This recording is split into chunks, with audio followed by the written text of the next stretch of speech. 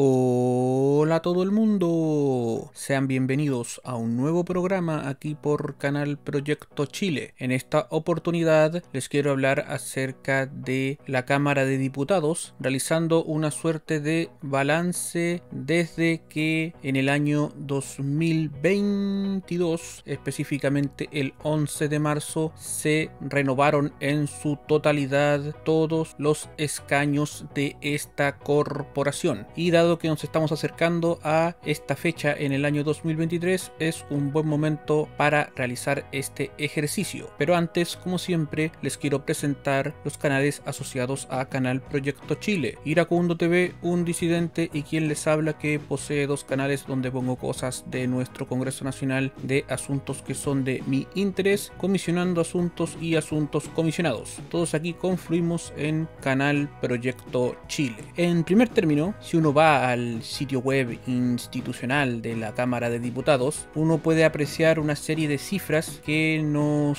hablan acerca de qué es lo que se realizó en el actual periodo legislativo hasta diciembre del 2022. Aquí no incluyen enero, siempre es un mes que tiene alta acción y de hecho lo hemos comentado en Canal Proyecto Chile, pero para darnos una idea, desde marzo hasta diciembre del 2022 hubo 110 sesiones de sala, de las cuales 85 fueron ordinarias y 25 especiales. Además, hubo 2 interpelaciones a ministros, 2 sesiones de acusaciones constitucionales y 3 informes de comisiones investigadoras, que ya fueron despachados, por decirlo de un modo u otro. Aquí nos hablan de que las 2 interpelaciones fueron al ministro de Educación, Marco Antonio Ávila, el 20 de julio del año 2022, y a la ex ministra de Salud, María Begoña Ayarza, el 1 de agosto del mismo año. También se realizaron 2 sesiones para analizar la procedencia de acusaciones constitucionales. La primera de ellas fue el 9 de mayo en contra del ex canciller Andrés Alamán y la segunda contra la ministra del Interior, Isquia Siches, el 28 de junio. Ambas fueron rechazadas por el Pleno. En total, la Cámara sesionó 375 horas con 11 minutos. Hay que decir que durante enero de este año 2023 hubo 2 acusaciones constitucionales que también fueron rechazadas. Primero a Giorgio Jackson y posteriormente a la ex ministra de Justicia, Marcela Ríos. A las sesiones en su propio hemiciclo hay que sumar 4 sesiones del denominado como Congreso Pleno, que son las que se realizan en el Salón de Honor del Poder Legislativo junto al Senado. Son, pudiésemos decirlo de un modo u otro, sesiones conjuntas. La primera se llevó a cabo el 11 de marzo para el cambio de mando en que asumió Gabriel Boric, la segunda el 1 de junio cuando el primer mandatario entregó su cuenta pública, la tercera el 20 de julio y correspondió a la cuenta pública que entregaron los presidentes de la Cámara, cargo que en ese momento ocupaba el diputado Raúl Soto, y del Senado Álvaro Elizalde. Finalmente, el 14 de diciembre el Congreso sesionó en forma conjunta para recibir al presidente de la República de Croacia, Zoran Milanovic. Y a propósito de esto, es muy posible de que a finales de marzo o inicios de abril exista también una sesión conjunta donde telemáticamente estará presente el actual presidente de Ucrania, Volodymyr Zelensky. Eso está en fecha a confirmar. Eso también se los mencioné en un programa de Congreso en resumen. En cuanto a las comisiones, hubo 932 sesiones de comisiones permanentes durante 1524 horas y 25 minutos, y también sesionaron 12 comisiones investigadoras con 141 sesiones correspondientes a 197 horas y 6 minutos.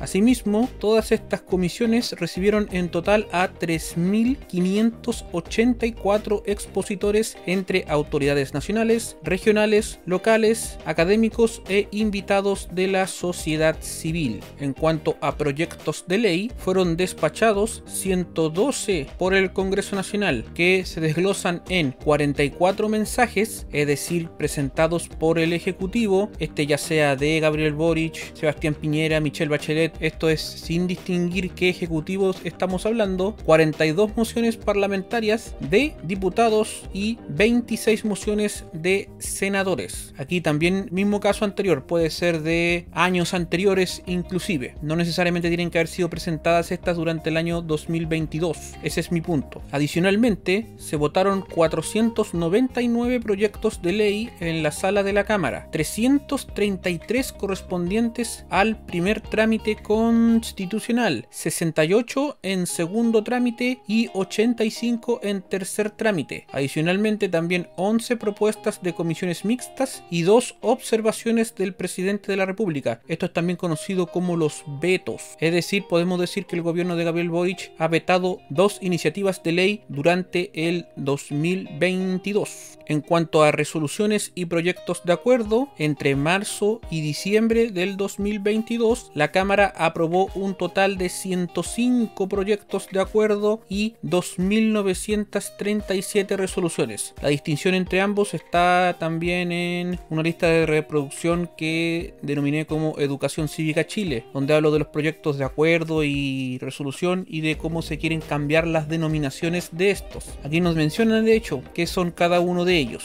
Y ahora también quiero presentarles parte de lo que en el medio de comunicación La Tercera nos indicaron el 15 de febrero de este año acerca de los diputados en sí. Esta crónica, por decirle de un modo u otro, se titula del siguiente modo: Johannes Kaiser, el más hablador, Joaquín Lavín con menos intervenciones en sala y Carmen Hertz, la más ausente. El ranking de la Cámara de Diputados. El legislador del Partido Republicano intervino 208 veces, aquí hay que destacar en la sala, mientras que el UDI lo hizo solo en 2 ocasiones. En tanto, la parlamentaria comunista registró un 90% de asistencia y hubo 43 diputados que no faltaron a ninguna sesión. Aquí nos dicen de que la Tercera PM elaboró un ranking de los diputados para analizar cómo fue el rendimiento de cada uno de ellos en base a las estadísticas sobre cantidad de proyectos de ley redactados, intervenciones en sala, asistencias y viajes al extranjero. Yo quiero ser sincero con ustedes, la cantidad de proyectos de ley redactados no es un parámetro que bajo mi punto de vista sirva para medir a un parlamentario, y tampoco el número de intervenciones en sala, pero sí el asunto de la asistencia y los viajes al extranjero. Pero de todos modos se los voy a indicar porque para muchos puede ser relevante ello, y voy a ir por partes explicando mi parecer acerca de cada uno de estos ítems, por decirle de una manera u otra. Aquí nos dicen de que Carmen Hertz fue la que más faltó. Ella acudió a un total de 99 sesiones de 129 que se produjeron en sala, teniendo como registro 19 inasistencias justificadas por impedimento grave, 2 inasistencias sin justificación y 9 asistencias que sí repercuten en su porcentaje de inasistencias. De estas últimas se encuentran, por ejemplo, una actividad oficial con el presidente Gabriel Boric, que se define también en la jerga como permiso constitucional, 3 permisos sin goce de dieta y 4 inasistencias por haber salido del país. Esto último ocurrió cuando viajó a España para visitar a su hijo Germán Berger, quien fuera nominado como cónsul en Barcelona. De hecho, recuerdo que hubo una polémica en torno a esta situación del cónsul en Barcelona. Pero bueno, para argumentar sus inasistencias, Hertz dice de que tiene una discopatía severa que le impide en muchas ocasiones el estar sentada por largos periodos de tiempo, agregando que le dan licencia médica que es obligatoria dado su estado. Los otros diputados con menor asistencia son el de Renovación Nacional José Miguel Castro con un 91,34%, el independiente Patricio Rosas con un 91,49%, el presidente de Convergencia Social Diego Ibáñez con un 92,13% y el presidente de la Cámara de Diputados Vlado Mirosevic con un 92,17%, entre otros. En total, 19 diputados registraron un porcentaje de asistencia menor al 95%,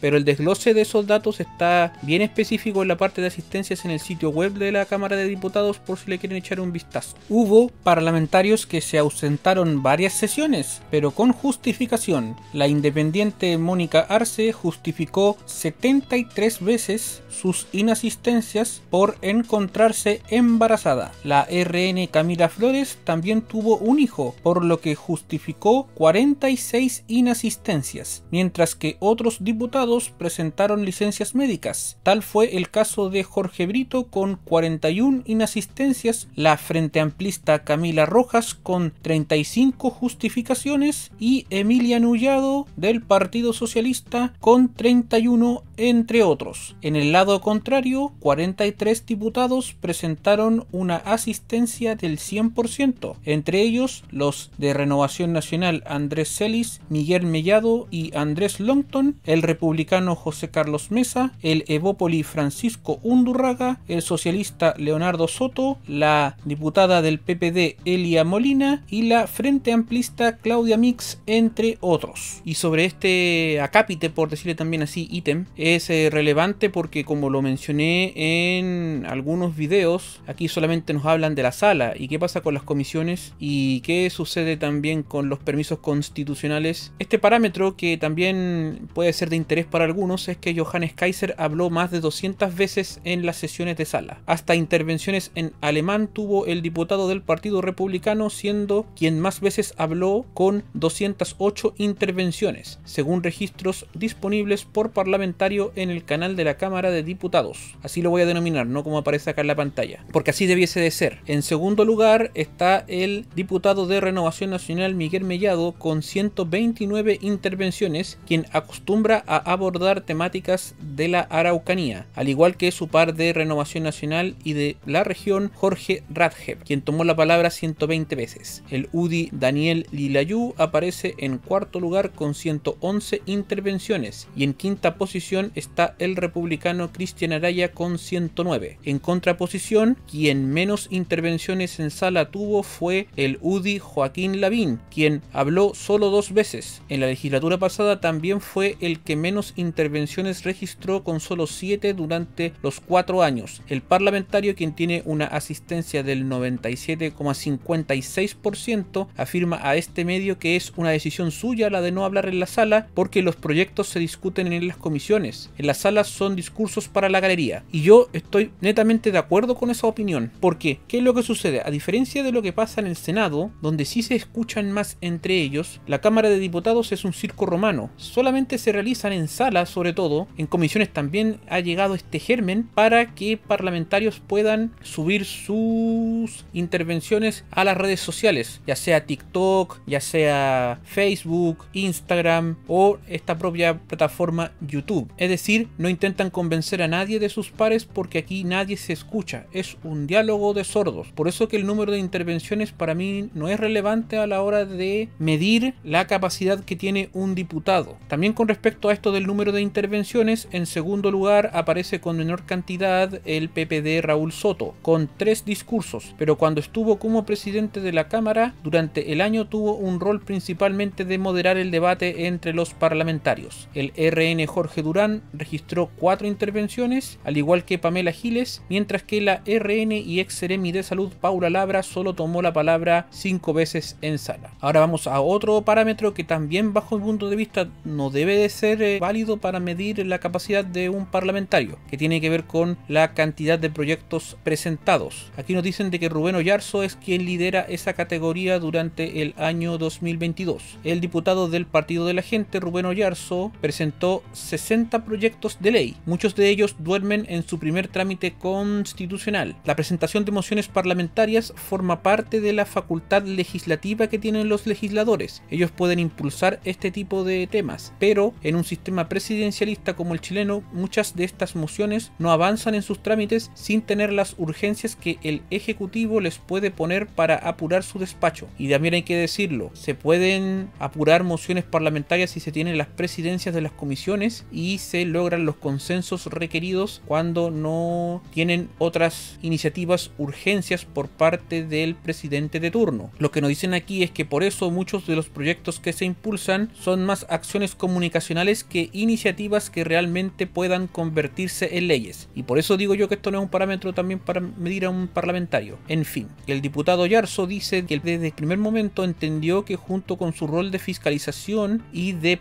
representación de la ciudadanía, en nuestro país hay una serie de materias que deben ser legisladas en áreas como seguridad ciudadana y el fortalecimiento de la economía. Por eso hemos presentado estas mociones, muchas de ellas a la espera de que el gobierno les ponga urgencia. También insisto, se puede hacer una suerte de trabajo de hormiga y realizar el intento de convencer a tus pares de que diversas mociones puedan ver la luz, más allá del ejecutivo de turno. Es cosa de ver cómo se aprobaron, por ejemplo, los retiros de fondos previsionales, o inclusive la ley TEA. La ley TEA fue una moción parlamentaria que después fue refrendada por el ejecutivo y pudieron llevarla a cabo y despacharla del Congreso Nacional, y posteriormente fue promulgada hace unos días. Entre quienes también han impulsado más mociones parlamentarias se encuentran los diputados de Renovación Nacional José Miguel Castro y María Luisa Cordero, junto al UDI Cristian Lavé. Ellos han firmado 55 iniciativas. En el lado contrario se encuentra el diputado de Revolución Democrática Jorge Brito, quien fue el que menos proyectos presentó, con 3 iniciativas, seguido por el representante del Frente Regionalista Verde Social Félix Bugueño con 6 y el comunista Matías Ramírez y el independiente Patricio Rosas, ambos con 7 proyectos. Entonces ya hemos visto más o menos que la asistencia sí es relevante, pero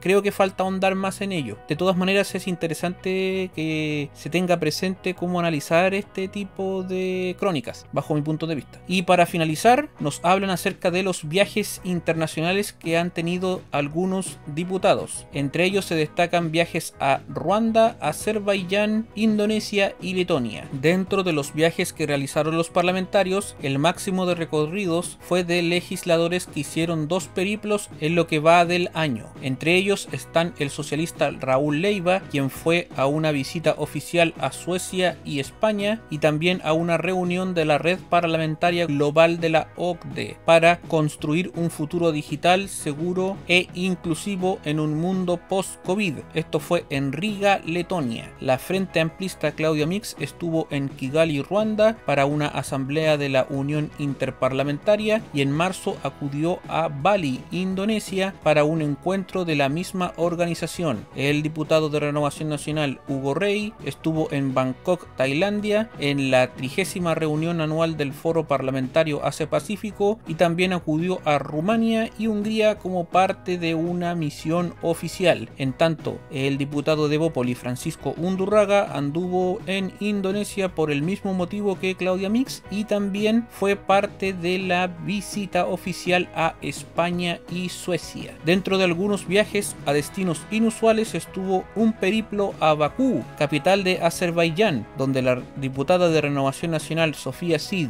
y el diputado del Partido Socialista Tomás de Rementería participaron de la red parlamentaria del Movimiento de Países No Alineados, mientras el comunista Luis Cuello junto a la socialista Danisa Astudillo estuvieron en Kigali, Ruanda, para una asamblea de la Unión Interparlamentaria. Además hubo viajes a México, Argentina, Rumania, Hungría, Israel y Panamá, periplos que son costeados con cargo al presupuesto de la corporación. Entonces, en este caso en específico de los viajes internacionales, hay que precisar el tema de los permisos parlamentarios. Un permiso parlamentario es para aquellos diputados que pretenden ir al extranjero por más de 30 días, y ello se realiza, aunque no sea por más de 30 días, para que bajen los quórums de determinadas leyes, como por ejemplo las orgánicas constitucionales, reformas constitucionales y las de quórum calificado. Y tienen que también poseer, ojalá, los pareos respectivos en las leyes que son de quórum simple. Hay algunos que se pasan de listos y nunca admiten de que las leyes que para ser aprobadas requieren de un quórum mayor no corren los pareos.